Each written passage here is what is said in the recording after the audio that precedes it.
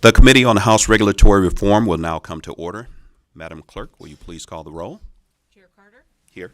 Representatives Liberati, Here. Neely, Here. Scott, Present. Young, Here.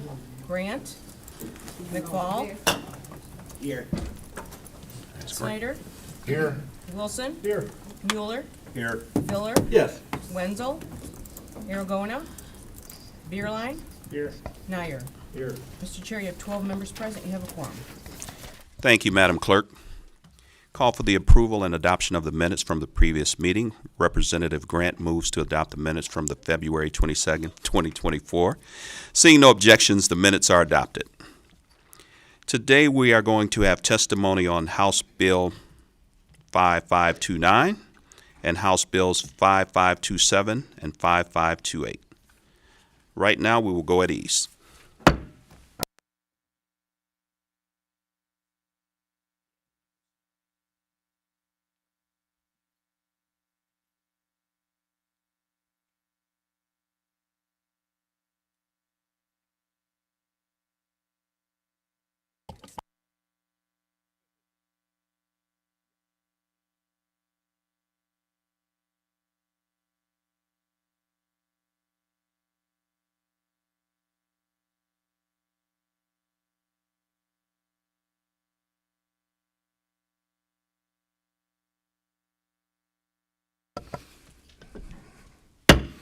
The committee will come back to order. Now we're going to hear testimony from Chair Carter. Thank you, Mr. Chair. Good morning, committee members. Today I'm joined by Derek Silva from the Cannabis Regulatory Agency to discuss House Bill 5529. House Bill 5529 would allow the Cannabis Regulatory Agency to establish and fully operate a marijuana reference laboratory in the state of Michigan. The fiscal year 2024 budget appropriated funding for the CRA to build a reference laboratory. The state-funded lab, in conjunction with this legislation, will allow the CRA to test marijuana for various purposes such as investigations and method development and make Michigan a leader in cannabis science.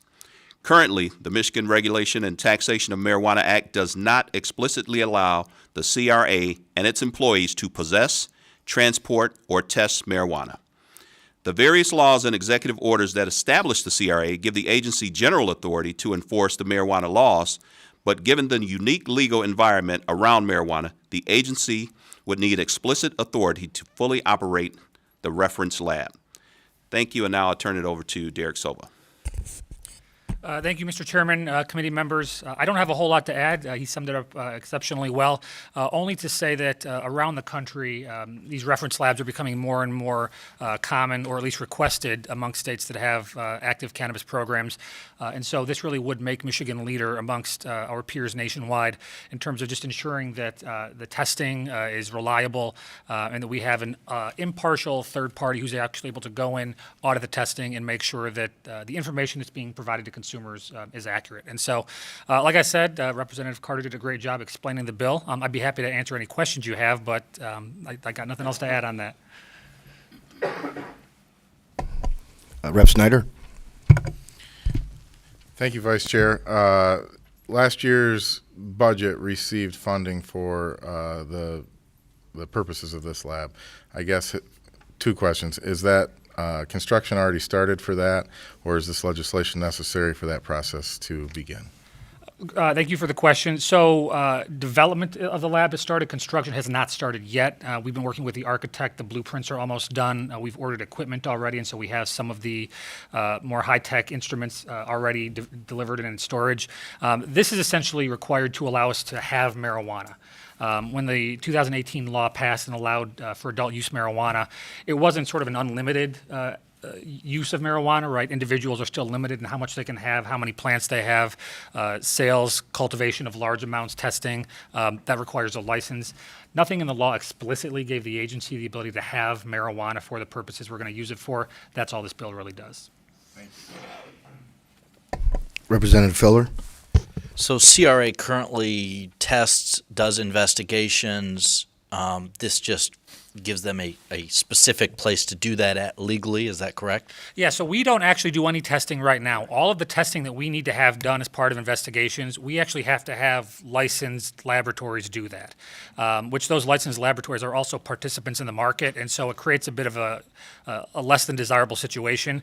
This would allow us, again, without any interest in the market, to be able to collect the marijuana we need to test it, and then provide reliable results. So that's what it would do. So better quality control, better review of what's going on in Michigan's cannabis industry. Absolutely, yep. Okay. Thank you. Representative Fall. Actually, Rep. Filler asked the question that I was basically going to ask, so thank you. Rep. Nyer. Thank you, Chair. I guess who would have the authority over this, and then would you be exclusively locked into having state employees, or would you be able to contract with somebody to run the facility, and how would that be handled? So it will be a state-run laboratory. We'll house that in our building up on North Martin Luther King here in Lansing. Right now, we've anticipated filling it with state employees. I think we were budgeted 5 employees, which is what we think we'll need. Yeah, so this will be an in-house lab. It'll be accredited. We'll have to go through all of the other sort of third-party accreditations that licensed laboratories do, but it will be state-run, yes. I have just quick, when do you think you'll be online with that? So a lot of it depends on sort of when we can get all the equipment ordered. A lot of this is specialty equipment. A lot of it comes from overseas. We're targeting the end of this year to hopefully be able to start doing some of the testing. It's one of those things where there's a number of tests that licensed labs currently do. It's possible, for example, if we're only able to do a handful of those at a given time, we could still start opening and doing those tests until the rest of the equipment or procedures come online. But we're looking before the end of this year.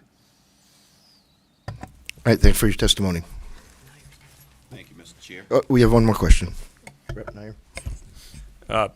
On a side note, would, say, an individual company that wants a product tested there, would they be able to contract with the lab for that work, whether it be quality or potency, whatever, would they be able to actually hire the lab to do the testing for them, or would they be required to go out of state still?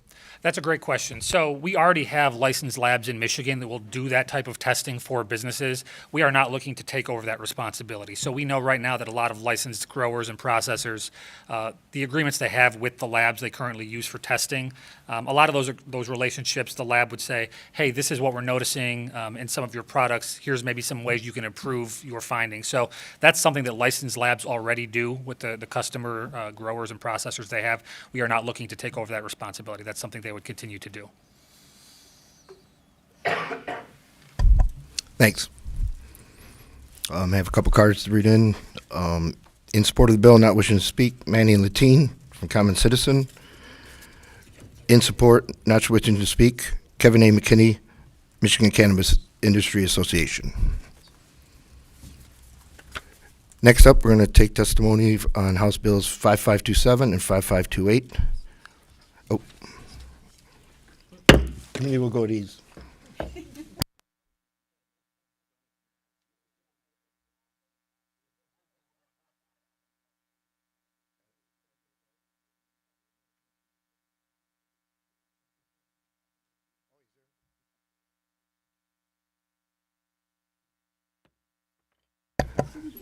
The committee will come back to order.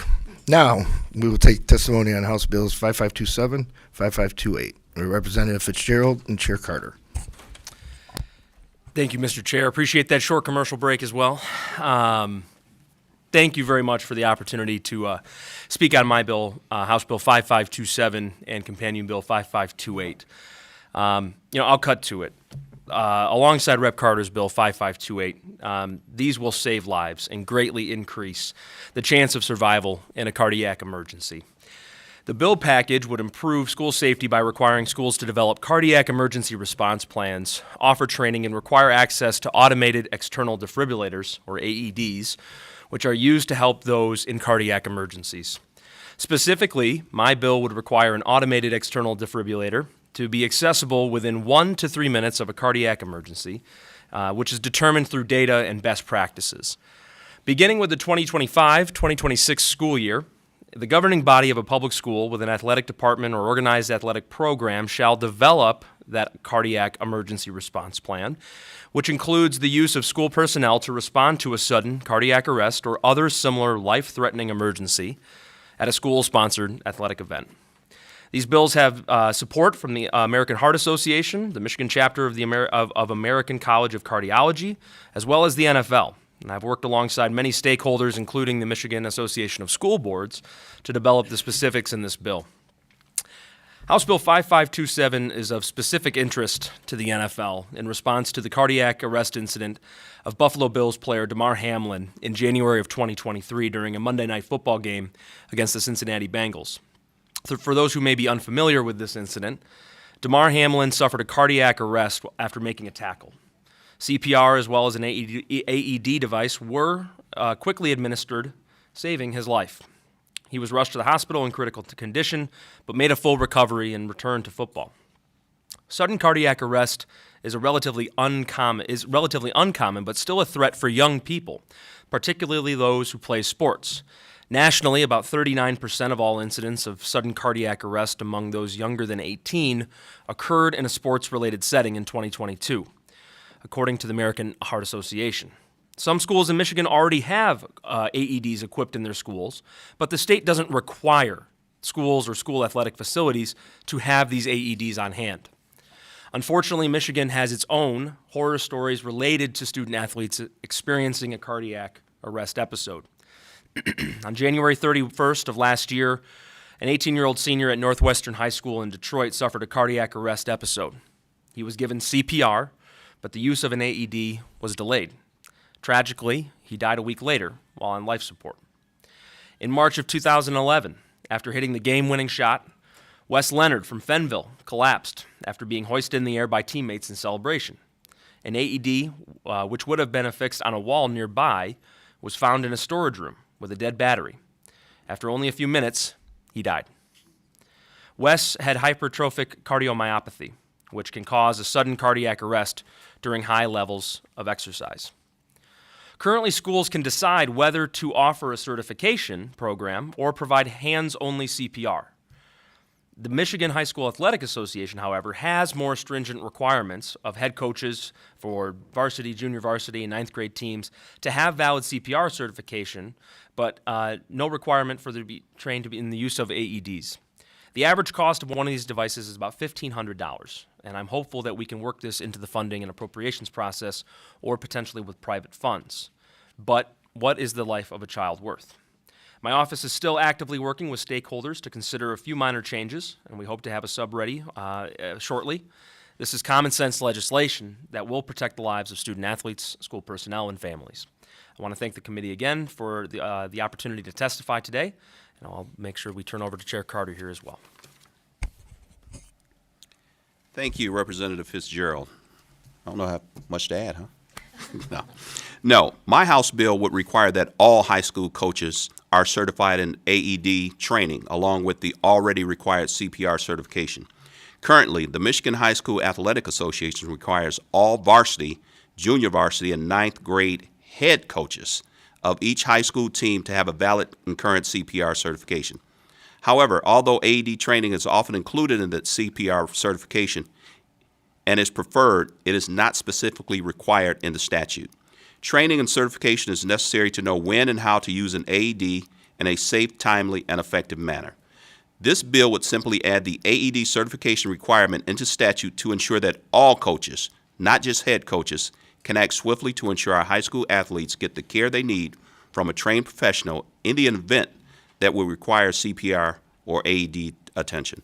And I'll just say this, for those of you who've never had to use one or don't know anything about it, they are really self-explanatory. They give audible instructions. They tell you what to do. They tell you when to hit the paddles. And it's almost like we're negligent if we don't have these, given what has taken place. So thank you for allowing me to testify, and we'll take any questions. How long does it take to get the certification on the device? If we add it in with the regular CPR training, it may be just another extra hour with the CPR training that is already mandatory. I would also add that many coaches, I myself was a swim coach for high school students and age group swimmers. Professional Lifesaver, which is the certification that you take for lifeguarding and otherwise. That's included with AED courses as well. So that's a lot of it is already built in, and it's usually, I think, an additional 30 to 45 minutes, I think, more or less in the training course. And again, the devices themselves have pictures. I mean, you could really have limited senses and be able to determine where to put those paddles, and it's telling you when to push the button. It lights up. It's very self-explanatory, I think, once they start operating. Thank you. Representative Filler? Thanks, guys. Like where you're going on this, do have some questions about the specifics. The 1 to 3 minutes, I believe, that's written into the bill, I'm just not sure how a school would know what 1 to 3 minutes means. Are there people in the hall? Is it a certain time of day that would change that? And I think that opens up schools up for lawsuits, so that's something I would worry about, and just really encourage you to work on that going forward. I don't know if you got something to add. Well, I was going to say, and the question is it Graham Filler running for that, or Representative Filler running for that, or the 18-year-old track star, right? 1 to 3 minutes for that mile athlete who can run it in 4 minutes, right? Yeah. That is one of the points that we brought up with the school boards about this, is that, time can be relative, especially in terms of response. That is a data-driven response time, and that's why we want to really kind of highlight that, is that when we can have interventions in that 1 to 3 minute territory, the chance of survival goes significantly up. But we need to understand as well the physical constraints of a school and how we can make sure that this is available across campus, across an athletic facility, and how it can be most effective and placed effectively for the best response. So you're not wrong, and that's one thing that we are working on in the substitute. Let me just add, it should push schools and coaches to know placement. The example he gave about where it was in a room, it was just not operable. Sure. If we can know where they are and students know where they are, I think 3 minutes sometimes is one of those things, but we have to put something in place. And under the Good Samaritan Act, if I remember, because I did this at the community college years ago, for somebody to get sued for doing this has never happened. But I'd wish we would have them in place and make a mistake to not have them at all. We'll take our chances. But I know we live in a litigious society. Yes, we do.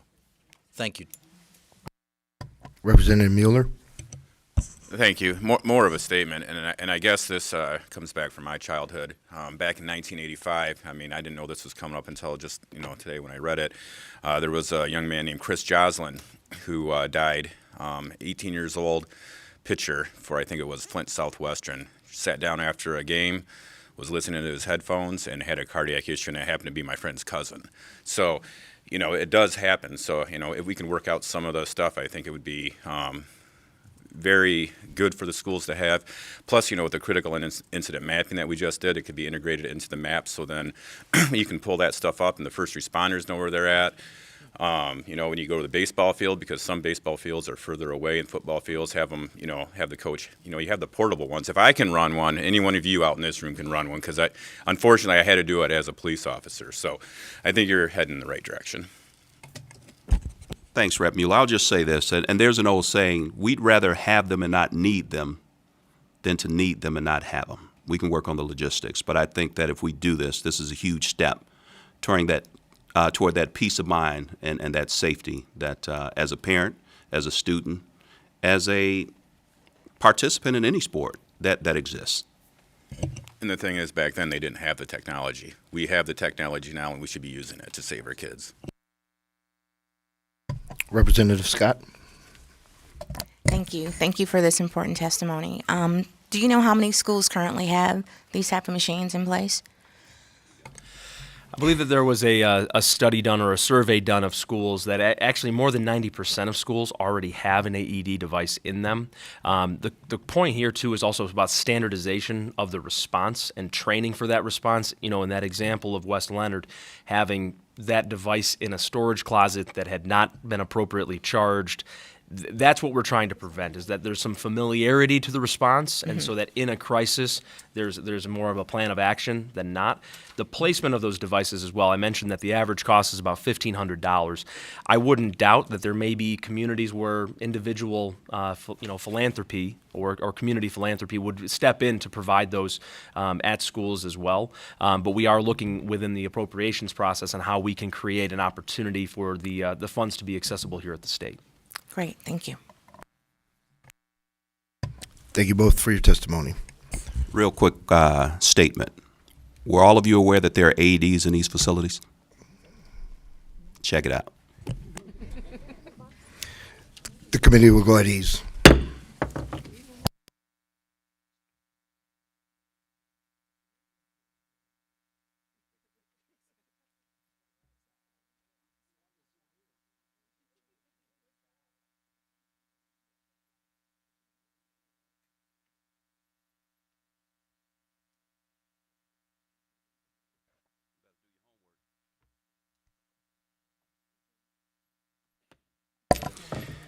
We are back on the record, and we have some cards.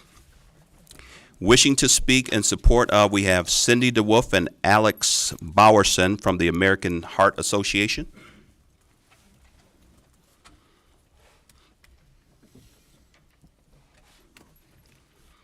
You can press the red button when you're ready. Introduce yourselves. Hello, good morning. I'm Cindy D. Wolf from the American Heart Association. Hello, I'm Alexander Bowerson. I'm a freshman at U of M, and I am a cardiac arrest survivor in my high school. All right. Good morning, Chair Carter, Vice Chairs Liberati and Mueller, and members of the House Regulatory Reform Committee. Thank you for the opportunity to speak on behalf of House Bills 5527 and 5528. The American Heart Association strongly supports these bills, and we're thankful to be here today to share why these bills will save lives. As I said, my name is Cindy D. Wolf. I'm a Mission Advancement Director for the American Heart Association. Since mid-2023, the American Heart Association, along with the NFL, the American College of Cardiology, and Project ATOM, have been working with sponsors to require schools to establish comprehensive cardiac emergency response plans and ensure that all coaches are trained on the use of CPR and AEDs in the event of a cardiac emergency. Cardiac arrest occurs when the heart malfunctions and stops beating correctly. In the U.S., more than 350,000 people suffer a cardiac arrest out of the hospital each year. Only 10% survive. That's because only 40% of people get the proper response in the community before emergency responders arrive. It's often everyday heroes like me or you who have to step in. A cardiac emergency response plan, or a CERP, you'll hear it called, is a written document that establishes those specific steps that are needed to reduce death from cardiac arrest. CERPs are particularly important in school settings. We have like 1.4 million students in schools. We have 74,000 teachers and countless support staff in our schools on any given day. Staff, students, and visitors can become lifesavers when they're properly trained and empowered to administer care before EMS arrives. Schools are a nucleus for community events. We have plays, we have sporting events. And by creating this nation of lifesavers, we can ensure that all those that gather at schools and those after-school events know what to do in the event of a cardiac emergency. CERPs can more than double survival rates from cardiac arrest. 9 out of 10 people with cardiac arrest who receive a shock from an AED, an automated external defibrillator, in the first minute live. More than 15% of out-of-hospital cardiac arrests occur in a public location like a school, but only 10% are receiving that AED shock. And we see them. You have them out in your corridor here, but often they become part of the scenery. These bills give teeth to the Michigan's existing cardiac emergency response plan law, which is ambiguous and provides little guidance for schools. These bills will ensure that school athletic facilities and events have the tools and the resources they need to respond to a cardiac emergency. They provide guidance around placement, maintenance, and use of an AED, and ensure all coaches are trained in CPR and AED use. CPR, if performed immediately, can double or triple a person's chance of survival. And in schools where there are AEDs and CERPs, approximately 70% of children survive. That's 7 times more than anywhere else. Having individuals trained in cardiac emergency response can make a big difference, especially in our rural areas, our rural communities, where EMS response time may be longer. Every life lost is one too many, and these bills will save lives. I encourage you to vote yes on House Bills 5527 and 5528, and I thank you for allowing me time today. And Alex has already introduced himself, but I'm going to turn it over to him. All right, thank you for giving me time to speak today about my story that changed my life forever and why this bill would save lives and would lead to incredible things. So I'll give you a little background. I'm a freshman right now, but last year I was a senior in my hometown called Memphis, Michigan, which is near Port Huron, which is a small rural community.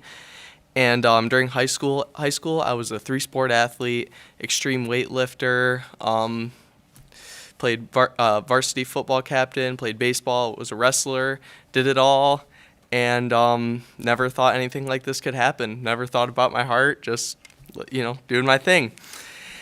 And so I was raised there, and then December 15th, 2022, my life changed forever. It was another normal day at wrestling practice, put on my shoes, get ready to run. I was running for about 2 minutes. I got a tight pain in my chest and hit the floor probably about 15 seconds later. And while I was having an experience that will forever make me a Christian, there was a situation going on that saved my life and that I wish other kids will have the access to because through these bills. So while I was in cardiac arrest, there was an ER nurse at my school and an automatic external defibrillator. And it was because of these two events, these two things at my school, that my life was saved and I had an incredible outcome with my cardiac arrest. When I first went into cardiac arrest, people did not know what to do. My wrestling coach didn't know what to do. My athletic trainer, the athletic director did not know what to do, and it would have been a bad outcome. But there was an ER nurse there who was also the varsity cheer coach, and she knew exactly what to do, noticed I wasn't breathing correctly, got the defibrillator on me, and by the time I was only in a terrible rhythm for about 2 minutes before that AED shocked me, and it led to an incredible outcome, and I would not be alive today if it was not for this AED and for someone who knew what to do. And I would not have had such a great outcome if it wasn't for an AED and someone who knew what to do. The ambulance in a rural community took about 15 minutes to show up. I don't think there's any possible chance I would have survived if there was no AED in my school. And is the only reason I'm here today, along with someone who knew what to do. And I just thank you for this time, and I hope this story can encourage you that these bills will save lives, they will save young lives, and this is a problem, and here's a solution. Wow, thank you for your testimony. Do we have any questions? Any questions? I think you made your point. All right. Thank you for your testimony. Next, we have in support and wishing to speak, Alyssa Vandermeulen from Project Adam. And you can correct me if I got your name wrong. All right. It's Alyssa Vermeulen. Yes, but a lot of people add Vander because of the Dutch predominance on the west side. Is this on? Can you hear me? Okay. All right. Chair Carter, Vice Chairs Liberati and Mueller, members of the House Regulatory Reform Committee, thank you for the opportunity to speak today on behalf of Project Adam in support of House Bills 5527 and 5528. My name is Dr. Alyssa Vermeulen. I'm a pediatric cardiologist at University of Michigan Mott Children's Hospital, and I serve as the National Director of Education and the Michigan Medical Director for Project Adam, which is a nationwide program dedicated to the educating and preparing schools for sudden cardiac arrest through proper equipment and cardiac emergency response plans and drills. My job as a pediatric cardiologist is to identify, treat, and prevent cardiac disorders from fetus to young adults, and my passion is bringing that to the community. Over 30 years ago, at 14, Adam Lamel wrote, "I want to live a life I can be proud of." 3 years later, he collapsed on a basketball court. There was no AED present, and he became one of the 90% who suffer from a sudden cardiac arrest and die. His legacy lives on with Project Adam, founded in 1999. Our Michigan chapter is proud to have more heart-safe schools than any other state, in part due to the strong support from the MDHHS. They have worked with Project Adam to convene the Michigan Alliance for Prevention of Sudden Cardiac Death in the Young and create the My Heart Safe School program. Michigan already prioritizes sudden cardiac death preparedness and education, but we can go further. Sudden cardiac arrest is an abrupt, unexpected loss of heart function, usually resulting from an electrical problem. The heart provides life through plumbing and electricity. The electrical system tells the heart when to fill and contract, and circulates blood throughout the body and organs via the plumbing system. A common misconception is that sudden cardiac arrest is the same as a heart attack. However, a heart attack is when blood flow to the heart is reduced or lost, essentially a plumbing issue. And this tends to occur later in life. Sudden cardiac arrest is again an electrical issue that can occur at any age and without an identifiable cause. Like a power outage, it is sudden, abrupt, and devastating. Without electricity, the body is left without blood flow, and the only fix is restoring that electricity. CPR assists in manually pumping the blood to the body, and an AED restores that electricity. When an AED is appropriately applied within 3 minutes, survival approaches 90% to hospital discharge. For every minute the heart is stopped, that survival decreases by 10%.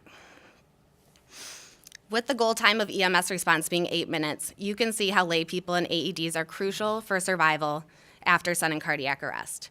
But AEDs alone are not enough. We need to have plans, trained persons, and easily accessible, functioning AEDs to help save lives. Michigan is a state proud of diversity, but disparities still exist as well.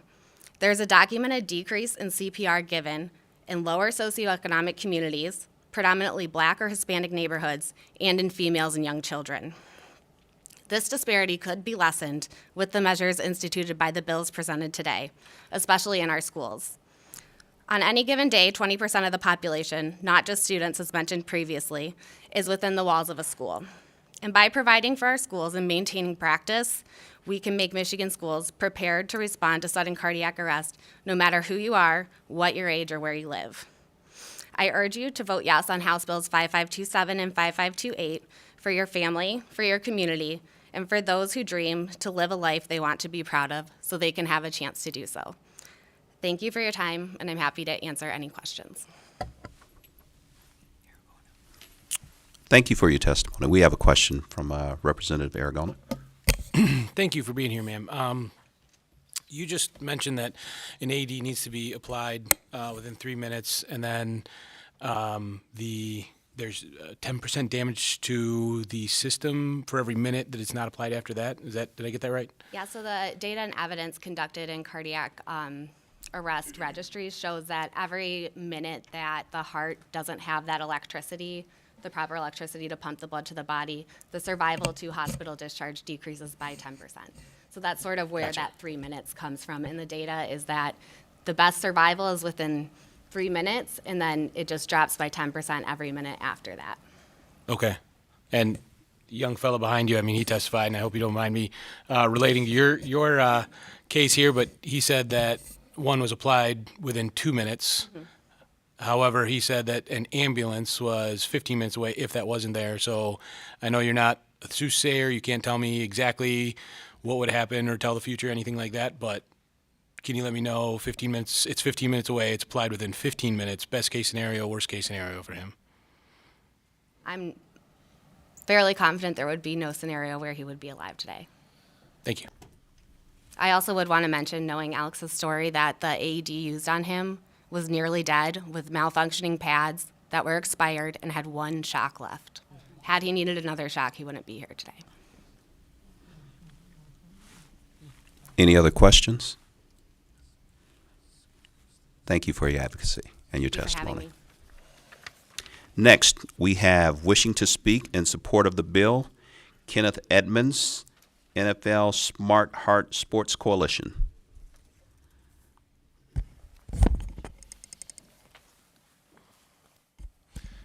Good morning, Chairman Carter, Vice Chairman Liberati and Mueller, and distinguished members of the committee. My name is Kenneth Edmonds. I serve as Vice President of Public Policy and Government Affairs for the National Football League. I am pleased to testify today on behalf of the NFL, as well as the Smart Heart Sports Coalition. The coalition strongly supports both House Bill 5527 and House Bill 5528, life-saving measures that go hand in hand. We urge the committee, as well as the entire General Assembly, to pass these important bills as soon as possible. Following the life-saving response to Buffalo Bills safety Damar Hamlin and his inspirational recovery, the NFL helped to lead the launch of the Smart Heart Sports Coalition in March of 2023. The coalition includes major sports leagues and organizations, as well as leading patient and health advocacy groups across the country, including the American Heart Association, nearly 40 stakeholders in all.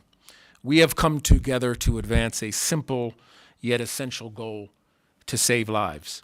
We want Michigan and every state across the country to have in place the 3 evidence-based policies that reflect the basic elements of the response that saved Damar's life. If adopted, these core elements will save the lives of student athletes and others who may experience sudden cardiac arrest in a school setting. These core elements are venue-specific and rehearsed athletic emergency action plans or cardiac emergency response plans that are tailored to athletic venues where schools, athletes play and compete. Clearly marked AEDs at or in close proximity to each athletic venue. And finally, CPR training, including in the use of AEDs for coaches. Adopting these policies is critical, especially given that sudden cardiac arrest is the leading cause of death among young athletes. House Bill 5527 and 5528 do that. They will save lives. Specifically, House Bill 5527, as you've heard, builds on and expands current law by requiring public schools to develop and implement SERPs that establish in writing how school personnel respond to sudden cardiac arrests or other life-threatening emergencies at school-sponsored athletic events and venues. Under a 2014 law, SERPs are now required only for school buildings. In addition, the SERPs stipulate that AEDs be accessible within 1 to 3 minutes of a school's campus, as well as athletic facilities. Furthermore, as a component of the SERP, school personnel must be designated as part of a cardiac emergency response team, all of whom must be trained in CPR and the use of an AED. And given that 4 in 10 sudden cardiac arrests among young people occur when they are engaged in physical activity, House Bill 5528 reinforces the ranks of lay responders by requiring all school athletic coaches, not just head coaches, to obtain CPR certification. If passed, these common sense, practical, and vital measures will make Michigan school communities, including the places where young people play and compete, safer, equipped, and better prepared to swing into action and respond to a cardiac emergency if it occurs. On behalf of the Smart Heart Sports Coalition, I urge you to approve these bills, which will represent a big victory for students and their safety. And I thank you for the opportunity to testify. Thank you for your testimony. We have any questions? Thank you. Not wishing to speak, but in support of the bill, we have Bill Wartz from the Detroit Lions. In support of the bill, not wishing to speak, we have Dr. Brad Urin from Michigan State Medical Society. Not wishing to speak in support of the bills, we have Katrina Stromberg from the Michigan chapter of American College of Cardiology. And not wishing to speak in support of the bill, we have John Secco from Michigan Athletic Trainer Society.